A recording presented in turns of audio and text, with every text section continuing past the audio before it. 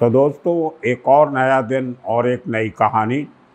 मैं बलजीत परमार आपके सामने हाजिर हूँ और आज मैं आपको किस्सा सुनाऊँगा आरिफ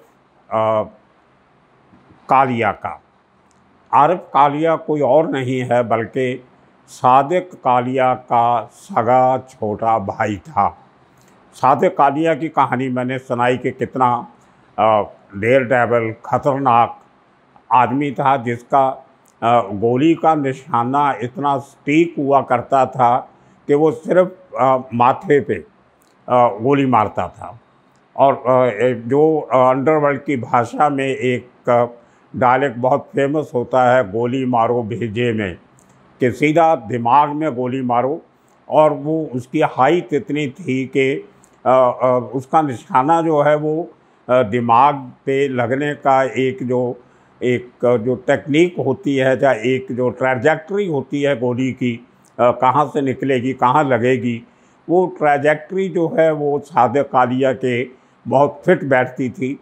और वो जब हाथ उठा के गोली चलाता था तो सामने खड़े छोटे कद के आदमी में गोली सीधा निशाना उसके माथे पे लगता था, जिसको महाराष्ट्र मराठी भाषा में भेजा कहते हैं, भेजा दिमाग। तो वहाँ पे गोली उसकी लगती थी और मशहूर था। और जब कभी किसी का मर्डर होता था जहाँ कोई सुराग नहीं मिलता था, अगर सीधी माथे में गोली लगी होती है तो पुलिस वाले समझ जाते थे ये काम सादिक कालिया का होगा। खैर, सादिक कालिया का किस्सा मैं आगे आपको सुना चुका हूँ। 97 के दिसंबर में, 12 दिसंबर 97 को उसका एनकाउंटर होता है। दया नायक उस एनकाउंटर में हिस्सा होता है और दादर के फूल बाज़ार जो फ्लावर मार्केट है वहाँ पे उसका एनकाउंटर होकर उसको ढेर किया जाता है। एक गोली दया नायक को भी लगती है, जो उसके बाद 27 दिन तक हॉस्पिटल में दाखिल रहता है। और मैंने कुछ ज़माने में एक वॉक द टॉक इंटरव्यू देखी थी शेखर गुप्ता के साथ, जो दया नायक और प्रदीप शर्मा ने की थी। वो लंबी चौड़ी बात थी, लेकिन उसमें एक बात बहुत काम की थी जो दया नायक ने बोली कि सादिक कालिया बहुत ख़तरनाक किस्म का क्रिमिनल था और बहुत सटीक शूटर था। और उस आदमी ने मुझे, दया नायक का कहना है, एनकाउंटर स्पेशलिस्ट का, कि उसने मुझे फ़ोन करके धमकी दी थी कि मैं तुम्हें नहीं छोड़ूंगा। और उसकी धमकी काफ़ी एक तरीके से ख़तरनाक साबित हो सकती थी अगर हम उसको समय पे ना पकड़ते और एनकाउंटर में उसकी डेथ ना होती, तो हो सकता है कि हमारी जान भी चली जाती। खैर, ये किस्सा मैं इसलिए सुना रहा हूँ कि वही काम जो सादिक कालिया अधूरा छोड़ गया था, अपने एनकाउंटर स्पेशलिस्ट जिन्होंने उसको मारने की धमकी दी थी, उसने उनको मारने की धमकी दी, उसको पूरा करने के लिए उसका सगा छोटा भाई जो था वो बदला लेने के लिए बाहर से हिंदुस्तान वापस आता है। आरिफ कालिया बहुत सालों से सऊदी अरेबिया में नौकरी करता था, पढ़ा लिखा यंगस्टर था। अगरीपाड़ा में खान बिल्डिंग जो है जहाँ सादिक कालिया का परिवार रहता था, उसके इर्द गिर्द कुछ इलाकों के नाम मैं आपको पहले बता दूं, क्योंकि उनका जिक्र आने वाली कहानी में होगा आगे चल के। तो उस इलाके के पीछे एक बहुत बड़ा मैदान है जिसका नाम है झूला मैदान। झूला मैदान में YMCA की और दूसरे लोकल जो क्लब थे, फुटबॉल क्लब, क्रिकेट क्लब, उसी किस्म के क्लब में बच्चे लोग, यंगस्टर, वहाँ पे फुटबॉल और क्रिकेट खेला करते थे। और रात को वो जो मैदान था वो लोगों के दारू पीने का और यारों दोस्तों की मंडली बना के बैठने का एक जगह भी बन जाती थी। उसके साथ लग के एक काला पानी करके जगह है, वहाँ पे काफ़ी लोगों का उठना बैठना, दारू के अड्डे थे, चाय वाय की दुकानें थी, एक ड्रग का अड्डा भी था बहुत बड़ा, जहाँ पे हर किस्म की ड्रग मिलती थी। कहते हैं कि हाजी मस्तान भी वहाँ पे कभी कभार अपने ड्रग का कोटा लेने आया करता था। खैर, तो ये वो इलाका है अगरीपाड़ा पुलिस स्टेशन के पीछे, जहाँ पे 12 चाल मैंने जिक्र किया था सादिक कालिया के किस्से में।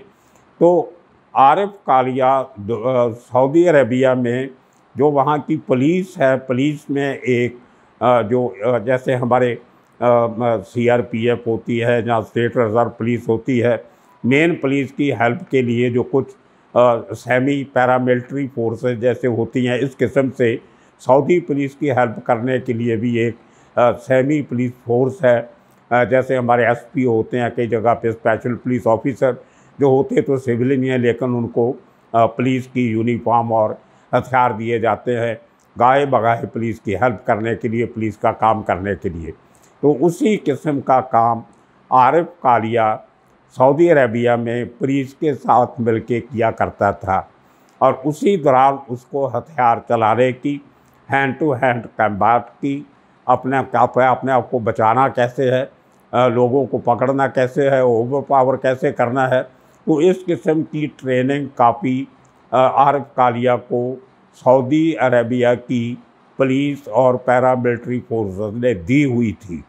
और जब 12 दिसंबर को सादिक कालिया का एनकाउंटर होता है तो ये यंगस्टर के दिमाग में एक बदला लेने की भावना पैदा होती है। तो वो वहीं से सऊदी अरेबिया से दुबई में डी कंपनी के लोगों से तालमेल पैदा करता है और उनको अपनी ये इच्छा जाहिर करता है कि मैं सऊदी अरेबिया में अपनी नौकरी छोड़ के बम्बई जाके अपने भाई के कत्ल का बदला लेना चाहता हूँ, मुझे आपकी हेल्प चाहिए। तो पता नहीं अंदर की बात क्या थी, लेकिन वो जानकार लोग जो उस फैमिली के करीब थे, उन्होंने मेरी पिछले 3-4 दिन से बात हो रही थी, उनसे मालूम करा कि उसको ग्रीन सिग्नल मिल गया और वो आदमी 20-21 दिन में अपनी नौकरी छोड़ के, अपना पैसे का हिसाब किताब करके, अपना सब बोरिया बिस्तरा बांध के जनवरी के 2nd वीक में 1998 के हिंदुस्तान वापस आता है। अपनी फैमिली को अपनी इच्छा बता के गायब हो जाता है, क्योंकि उसकी फैमिली नहीं चाहती थी कि घर का एक आदमी तो पुलिस एनकाउंटर में मारा गया, दूसरा बच्चा भी इस लाइन में जाए। लेकिन वो ज़िद्दी था, एक प्रण करके आया था, एक मंशा धार के वहाँ से चला था कि मैं अपने भाई के मर्डर का बदला लूँगा, और वो घर छोड़ के अंडरग्राउंड हो जाता है। तो छोटा शकील के साथ टच से वो आदमी नए सिरे से यहाँ पे जो हथियार उसको उपलब्ध किए जाते हैं उनको लेके, उनकी थोड़ी बहुत वर्किंग देख के वो आदमी छोटा शकील के साथ मिलके उनके काम करने लगता है। और देखिए कि जनवरी 98 से लेके अक्टूबर 98 तक उस आदमी ने 14 मर्डर किए। डी कंपनी के, छोटा स्टील कंपनी के कहने पे 14 मर्डर, और इतने छोटे से समय में 9-10 महीने में उस आदमी ने 14 मर्डर किए। कितना डेयरिंग होगा और मर्डर भी बहुत बड़े बड़े लोगों के, जिनमें सबसे मशहूर था जो उसने फारूक बटाटा वाला का मर्डर किया बिल्डी बाज़ार में। उसका जोड़ीदार था एक सागिर शेख करके, वो ज़्यादा मोटरसाइकिल चलाता था, और आरिफ जो था कालिया वो मोटरसाइकिल के पीछे बैठ के अपना हथियार लेके मर्डर करता था, गोली चलाता था, काम बजाता था। तो जो फारूक बटाटा वाला था वो कस्टम का एक नामचीन ऑफिसर था। उसके अंडरवर्ल्ड के जितने भी गैंग थे, Dawood gang, Chhota gang, Gawli gang, Amarnath gang, Barda gang, इन सब गैंग के अंदर की बातें वो आदमी बहुत बाखूबी जानता था। उसके सोर्सेस थे, उसके खबरी थे। कहते हैं कि उस ज़माने में कस्टम में दयाशंकर के बाद अगर किसी के पास सबसे बड़ी खबरियों की आर्मी थी, फौज थी, तो वो फारूक बटाटा वाला के पास थी। फारूक बटाटा वाला ने 93 के ब्लास्ट में दयाशंकर साहब के साथ मिलके मुंबई की क्राइम ब्रांच की बहुत हेल्प की थी उन लोगों को पकड़वाने के लिए जिन लोगों ने आमदन एमुनिशन की, RDX की, मुंबई उसके आसपास और गुजरात के कोस्ट पे लैंडिंग की थी। उन्हीं दिनों में फारूक बटाटा वाला थोड़ा गुस्से वाला आदमी था। उसकी जो आहिस्ता आहिस्ता उसकी जो दोस्ती थी वो उन लोगों से ज़्यादा हो गई जिन लोगों का दाऊद के साथ बहुत बड़ी दुश्मनी चलती थी, जिनमें शफी तूफ़ानी और हुसैन उस्तरा शामिल थे, और भी काफ़ी लोग थे। लेकिन फ़ारूक बटाटा वाला इनके नज़दीक इसलिए आया कि इन लोगों ने बॉम्ब ब्लास्ट की कुछ अंदर की बातें फ़ारूक को बताई, और उन्हीं दिनों में फ़ारूक का एक खान नाम के लड़के से डोगरी में तू मैं होती है, और किसी कारण वो बात आज तक किसी को समझ नहीं आई कि क्यों ऐसा हुआ कि फ़ारूक बटाटा जैसा ज़िम्मेदार सरकारी ऑफिसर, कस्टम ऑफिसर, जिससे लोग डरते भी थे और रिस्पेक्ट भी करते थे, उस आदमी ने अपना पिस्टल निकाला और खान को मार दिया।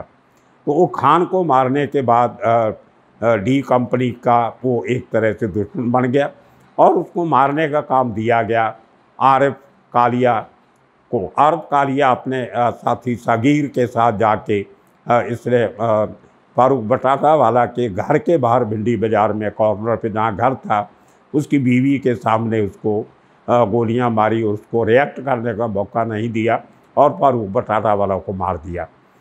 इसी तरह उन्हीं दिनों में जो अरुण गवली का जो डबोलकर उसका जो खास आदमी था अखिल भारतीय सेना का, उसका जो मरने के बाद जिस महात्रे को पूरी जिम्मेदारी दी गई पूरा वो पॉलिटिकल आउटफिट चलाने की, उस महात्रे को भी आरिफ कालिया ने मारा। इसी तरह एक प्रदीप शर्मा का एक खास फाइनेंसर हुआ करता था कुशल राज जैन, उसका माहिम में मर्डर किया। खैर, तो ऐसे बहुत से केस हैं। टोटल 17 मर्डर उसने किए जेल जाने के पहले और जेल से आने के बाद। तो ये इतना ज़बरदस्त उसका एक्शन था बम्बई की सड़कों पे, फुटपाथों पे, घर में जाके। और उसके साथ एक छोटा अरुण गवली के गैंग के कुछ लोग थे, वो 7 भाई थे, उनको गामा ब्रदर्स बोलते थे, अगरीपाड़ा इलाके में रहते थे, क्रॉस लेन पे कहीं। उनका 7 के 7 भाइयों की बहुत दादागिरी थी, और पूरे का पूरा अरुण गवली का हफ्ता कलेक्शन का काम वो 7 भाई देखते थे। उनमें से 2 भाइयों को तो जब सादिक कालिया जिंदा था उसने मार दिया था। उसके बाद 3 भाइयों को, इंक्लूडिंग उस गैंग का लीडर था गामा, उसको, और वो 2 कालू और पप्पू, इस किस्म के नाम थे उनके भाइयों के। तो 3 भाइयों को आरिफ कालिया ने मारा। तो एक हिसाब से सादिक और आरिफ दोनों भाइयों ने मिल के वो गामा गैंग के 7 भाइयों में से 5 भाइयों को मार दिया। और उन्हीं दिनों में एक बीच में बात चली कि गामा गैंग के लोगों ने कुछ कॉमन फ्रेंड्स को बीच में डाल के ये बात आरिफ तक पहुंचाई कि आप हमारे साथ समझौता कर लो, आगे से हम आपस में नहीं लड़ेंगे, आप हमारा गैंग ज्वाइन करो या नहीं करो, किसी के साथ भी काम करो, लेकिन हमारी और आपकी आपस में दुश्मनी नहीं होनी चाहिए। तो और देखिए कि आरिफ की हिम्मत देखो, जब समझौते के लिए बुलाया गया तो शर्त ये रखी गई कि दोनों पार्टियों में से कोई भी हथियार लेके नहीं आएगा, और आरिफ कालिया अकेला बिना हथियार के गामा गैंग के हेडक्वार्टर पे जाता है।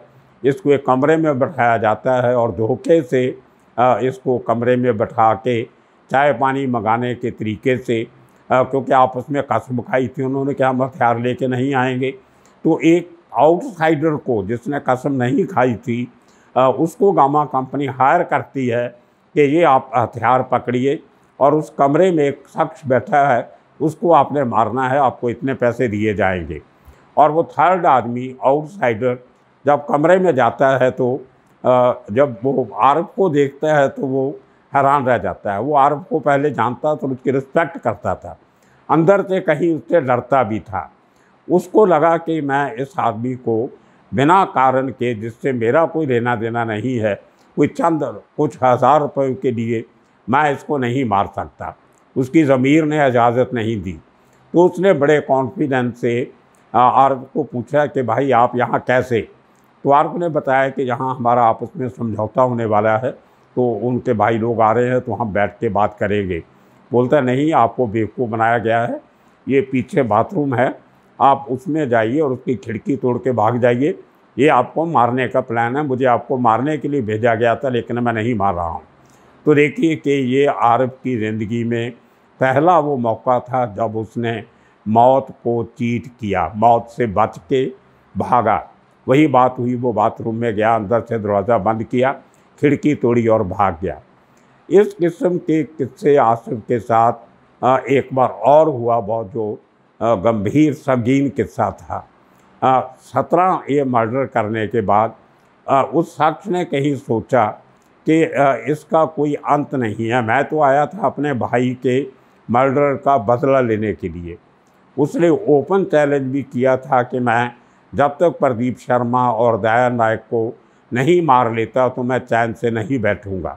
और ये बात दया नायक ने मानी भी है एक इंटरव्यू में कि उससे हमें बहुत बड़ा खतरा था। हम दिन रात उसको ढूंढते थे और रात को हमें ये चिंता रहती थी कि पता नहीं कब आरिफ आएगा और गोली चलाएगा।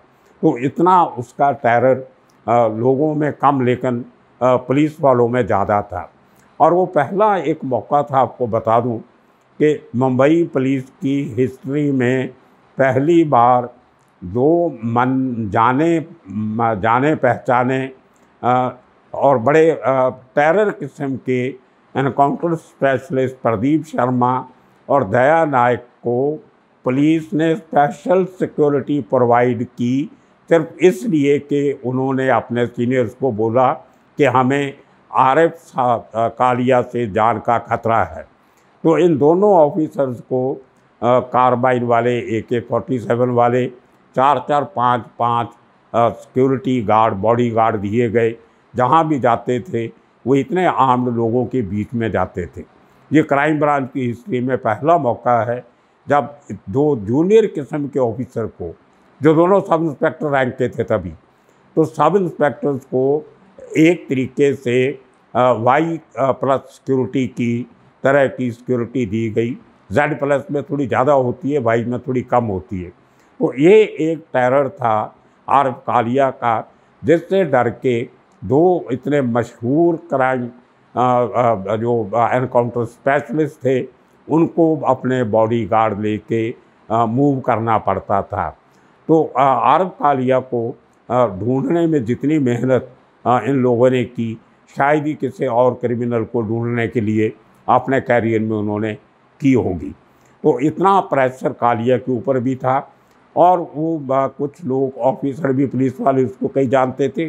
तो बीच में कुछ ऑफिसर्स ने पढ़ के आरिफ कालिया ने सोचा कि चलो अब जो दुश्मनी होनी थी हो गई, जो मेरे भाई ने मरना था मर गया, मैं भी पता नहीं कितनी देर ज़िंदा रहूँगा, कि चलो ये सब छोड़ छाड़ के एक नई ज़िंदगी शुरू की जाए।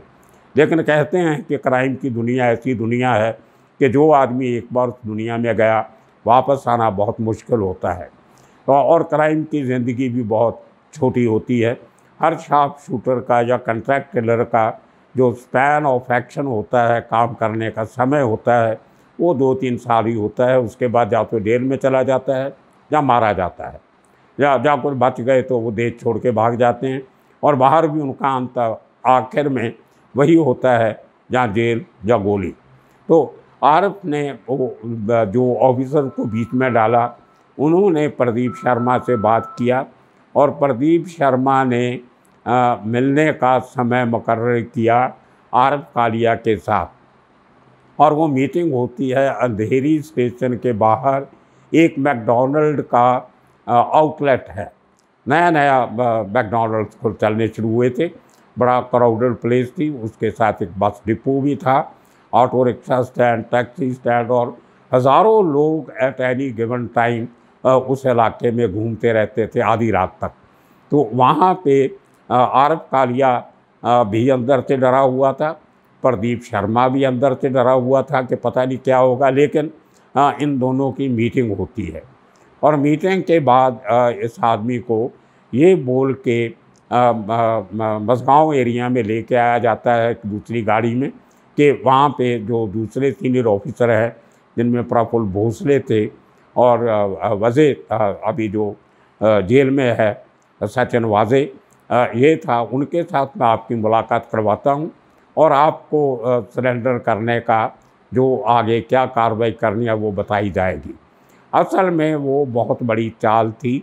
उसको वहाँ उस एरिया में जो नारियलवाड़ी एक कब्रिस्तान है मुस्लिम कम्युनिटी का, उस एरिया में आरिफ को लाया जाता है, आरिफ कालिया को, और वहाँ से उसको एक पुलिस वाले अपने किसी आदमी से आरिफ के बाप को फ़ोन करवाते हैं कि आपका बेटा जहाँ पे खड़ा है वो सामने नहीं आ सकता और उसको 10,000 रुपया इमीडिएटली चाहिए। ये इसलिए कि आपको मैं बता दूं, जो जब एनकाउंटर किया जाता है तो उसकी एक भूमिका बनाई जाती है। पुलिस वालों को शो करना पड़ता है कि जिस आदमी को हमने फलां जगह पे मारा है वो वहाँ पे आया क्यों था, क्या करने आया था उस जगह पे। तो एक जिसको बोलते हैं एलिबी क्रिएट की जाती है कि हमने उसको ये खबर थी हमारे पास कि वो वहाँ पे आएगा, हमने उसको घेरा, सरेंडर करने को कहा, लेकिन उसने गोली चलाई और जवाबी फायर में वो मारा गया। तो वो फ़ोन इसलिए एलिबी क्रिएट करने के लिए फ़ोन करवाया गया था कि कल को अगर कोई इंक्वायरी होती है, बात होती है कि आप वहाँ कैसे पहुँचे, क्यों पहुँचे, तो हम बताएंगे कि हमारे खबरी ने ये इतला दी थी कि उस जगह पे आरिफ अपने बाप को मिलने आएगा और बाप उसके लिए कुछ पैसे लाएगा। तो ये एक सीन क्रिएट किया गया था। लेकिन देखिए, जैसे मैंने पहले कहा कि आरिफ मरते मरते वो गामा ब्रदर्स के चुंगल से बचा था, क्योंकि वे उसके पास हथियार नहीं था। और इस जगह पे जब उसको लाया गया तो वो समझ गया कि ये मेरा जो सरेंडर करने वाली बात नहीं है, ये तो मुझे एलिमिनेट करने का प्लान बनाया जा रहा है। और उस दिन भी हथियार लेके नहीं आया था, क्योंकि प्रदीप शर्मा ने बोला था सरेंडर करना है तो खाली हाथ आना। तो दूसरी बार वो आदमी कैसे बचता है, ये एक अजीब दास्तां है। मेरी कुछ उसके करीब लोगों से बात हुई, वो कहते हैं कि जैसे ही ये बात चल रही थी कि तेरे आरिफ के साथ पुलिस वालों की, वो सब बातें कर रहे थे, निकाल रहे थे तुमने क्या क्या किया, क्यों किया, कौन इन्वॉल्व था, कुछ अंदर की बातें, पैसा कहाँ पड़ा है तेरा, क्या प्रॉपर्टी बनाई, कोई बैंक बैलेंस है कि नहीं है, सोना है कि नहीं है, चांदी है कि नहीं है, ऐसी सब बातें पहले हो जाती थी। और बाद में उन सबको इकट्ठा कर लिया जाता था और आदमी का एनकाउंटर हो जाता था। कुछ इसी किस्म के दर्जनों किस्से एनकाउंटर जो मुंबई में हुए हैं उनके हमारे सामने, उनकी बात फिर कभी करेंगे। तो इतने में आप देखिए दूसरी बार मौत से कैसे बचा। ये बात चल रही थी तो अचानक ज़बरदस्त किस्म की सडनली एक अंधेरी किस्म की बहुत तेज़ हवा चलती है। वो ओपन इलाका था, कोई रेत वेत मिट्टी के वहाँ भी पड़े थे। तो एकदम गस्ट ऑफ विंड जिसको बोलते हैं, हवा का एक वावरुल्ला बहुत ज़बरदस्त आता है और सबको आंखें बंद करनी पड़ती हैं उस धूल मिट्टी से बचने के लिए। और जब उसके बाद देखते हैं पुलिस वाले तो आरिफ वहाँ से गुल। वो थोड़े से सेकंड्स के लिए उस अंधेरी का फ़ायदा उठाते हुए आरिफ कालिया वहाँ से भाग गया। और बड़ी कमाल की बात है कि दो बड़े शातिर जो एनकाउंटर स्पेशलिस्ट थे, प्रफुल्ल भोसले और सचिन वाजे, उनकी आँखों में लिटरली धूल झोंक के, जिसको हम एक कहावत है कि आँखों में धूल झोंकना, तो लिटरली धूल झोंक के आरिफ दूसरी बार वहाँ से बच के निकल जाता है। और उसके बाद उसको पता था या मुझे मारना पड़ेगा या मरना पड़ेगा। उसके बाद उसने कभी पुलिस वालों पे यकीन नहीं किया।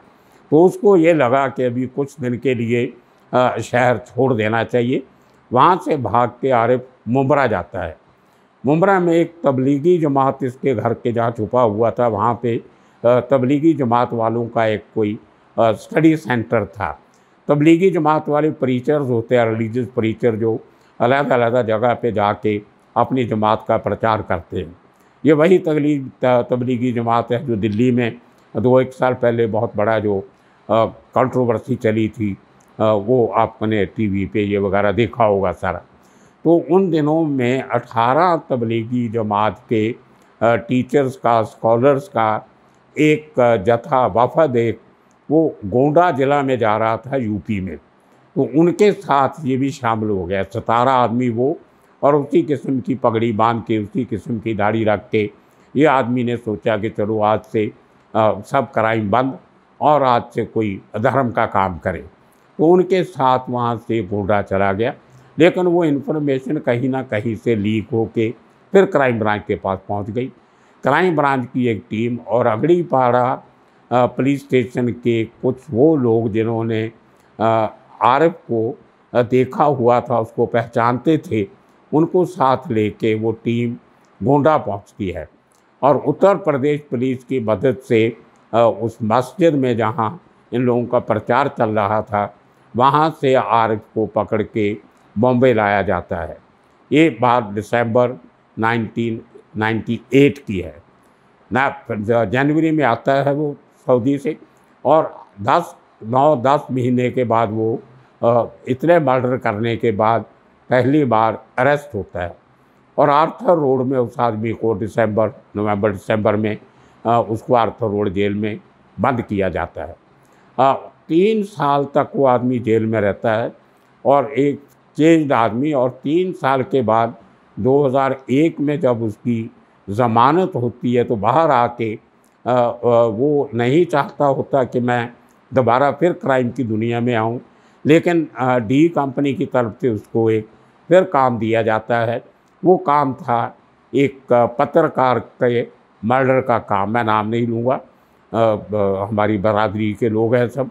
तो उस पत्रकार ने कुछ अपने अखबार में छोटा शकील के ख़िलाफ़ लिखा था और उसको सबक सिखाने के लिए छोटा शकील ने उसको मर्डर करने का जिम्मेदारी थी जो वो आरिफ को दी। आरिफ ने उसका हथियार दिए, सब दिया, उसका घर दिखाया गया, रैकी की गई।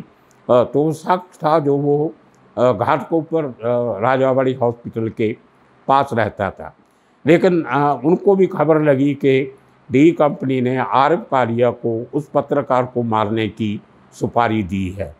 तो वो पुलिस और क्राइम ब्रांच वो आरिफ को ढूंढ रहे हैं और पत्रकार अपना डर छुप के वो अपने घर से भाग रहा है। तो हुआ ऐसे कि एक आदमी जिसका नाम था बबई, बड़ा अजीब सा नाम है, बबई, जैसे मुंबई होता है इस किस्म से बबई नाम का एक आदमी था जो इसका नंबरदार था आरिफ कालिया का। उसको पैसा लेके आना या और भी कपड़े चेंज करने, जो कुछ करना, हथियार बारूद लेके आना, वो उसके टच में उसको अंबरनाथ में जहाँ आरिफ कालिया छिपा हुआ था तो वो सामान इस किस्म का आरिफ के पास पहुंचाता था।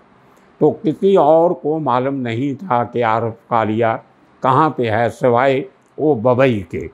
तो जो प्रफुल्ल भोसले जो क्राइम ब्रांच के एनकाउंटर स्पेशलिस्ट थे, उनको उसकी खबर मिली कि बबई नाम का शख्स आरिफ कालिया के टच में है और उधर पूरा सरकार से, दरबार से, हर पुलिस ऑफिसर से बहुत प्रेशर था कि इसके पहले कि अंडरवर्ल्ड उस पत्रकार को मरवा दे, उनको पकड़ना या मारना बहुत ज़रूरी है। तो प्रफुल्ल भोसले ने उस बबई नाम के शख्स को ढूंढ लिया और उसको उसका बराबर जब इंटरोगेशन हुआ, इंटरोगेशन क्या होती है, मारा जाता है, 3rd डिग्री इस्तेमाल की जाती है। और उस आदमी ने रात को 1-1:30 बजे अंडर प्रेशर जब उसकी कानपट्टी पे बंदूक लगाई गई कि बताएगा नहीं तो तेरे को मार डालेंगे, तो उसने बता दिया कि आरिफ कहाँ छिपा हुआ है। तो रात को 3 बजे क्राइम ब्रांच की टीम ने, ये एनकाउंटर स्पेशलिस्ट के लोगों ने आरिफ कालिया को अंबरनाथ के उस झोपड़पट्टी में छोटे से घर से उसको निकाला, उसको पुलिस स्टेशन में लेके आए घाटकोपर और वहाँ पे ला के उसका बहुत टॉर्चर किया गया, उसको मारा गया। और उसके बाद अर्ली मॉर्निंग उसका उस इलाके पे जहाँ वो पत्रकार रहता था उसके घर के करीब इसका एनकाउंटर शो किया गया। उसके बाद जब मेडिकल पोस्टमार्टम रिपोर्ट आती है तो उसमें ये पाया जाता है कि उसकी कमर के पास रीढ़ की हड्डी टूटी हुई थी। अब ये समझ में नहीं आता कि जिस आदमी की रीढ़ की हड्डी टूटी हुई थी वो कैसे खड़ा हुआ होगा और कैसे उसने पत्रकार को मारने की हिम्मत की होगी, कैसे इतनी दूर चल के ट्रैवल करके आया होगा। तो ये कुछ बातें थी जिसों ने क्वेश्चन मार्क खड़ा किया कि वो एनकाउंटर जो था वो फेक एनकाउंटर था। वो तो मालूम है सबको फेक एनकाउंटर था। ये 90% एनकाउंटर तो मुंबई में फेक होते हैं। तो ये किस्सा था आरिफ कालिया की ज़िंदगी का, जो तकरीबन 10 महीने एक बार और 3-4 महीने एक बार जो बाहर रहा, उसने इतने मर्डर किए, अपनी इतनी बड़ी जगह बनाई डी कंपनी में, एक अपना टेरर का क्रिएट किया, और उस आदमी का अंत वो हॉस्पिटल के पास होता है जहां वो पत्रकार रहता था। तो ये थी आरिफ की कहानी। आने वाले दिनों में मैंने बहुत से लोगों का जिक्र इसलिए नहीं किया क्योंकि जब मैं उनका किस्सा सुनाऊंगा तो उनमें रेपिटेशन होगी। जैसे आने वाले दिनों में फ़ारूक बटाठावाला के ऊपर मैंने बात करनी है। ज़ियाउद्दीन बुखारी को जो लोगों ने मारा था, जिन लोगों ने, उन लोगों को भी आरिफ ने मारा था। क्यों मारा, कैसे मारा, वो लंबे चौड़े किस्से हैं, वो मैं आपको आने वाले दिनों में सुनाऊंगा। तब तक आप इंतज़ार कीजिए। मैंने कुछ फ़ोटोग्राफ मंगवाई हैं, वो खान बिल्डिंग जहाँ पे कालिया ब्रदर रहते थे, उसकी तस्वीर मैंने मंगवाई है, और एक आरिफ कालिया की तस्वीर भी मैंने ढूंढ के रखी है, वो भी मैं इस स्टोरी के साथ आपको दिखाऊंगा। तो देखते रहिए ये किस्से कहानियाँ अंडरवर्ल्ड की। आने वाले दिनों में और किस्से कहानी लेके आएंगे। तब तक के लिए सबका शुक्रिया, धन्यवाद।